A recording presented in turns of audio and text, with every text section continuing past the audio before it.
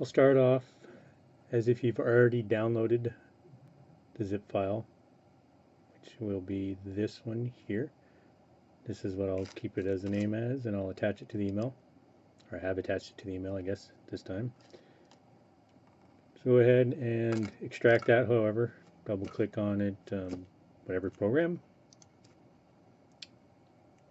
So I'm just going to go there. It's a long way. And open up the folder.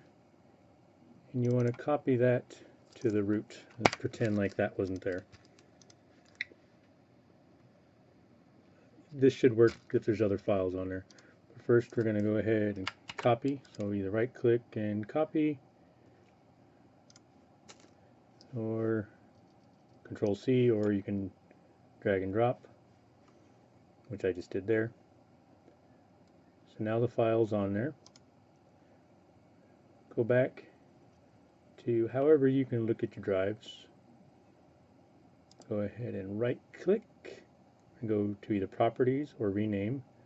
I'm just going to go properties, so it brings this up and I can apply. Put in the letter U. That's it. I don't know if lowercase will work. It might, but just go ahead and make it uppercase and just apply or OK. Either one will save it. If I get rid of that, it changes it back to this. And so either one works. You can either right click, rename. You might even be able to slow click on it. Yeah. However, easiest way to do for you is just do that. I just find going to properties, apply, and OK. And you can see the files on there. And go ahead and eject it if you wish.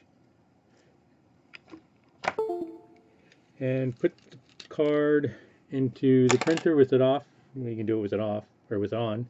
Just turn it off and then turn it back on. Give it a minute. You'll see the display flash with the V1.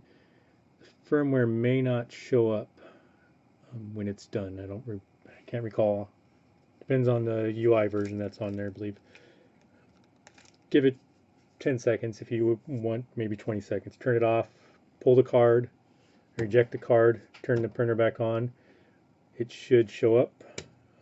The screen will kind of flash. It should be back to normal. You know how, you've seen how it works already by now. That's it.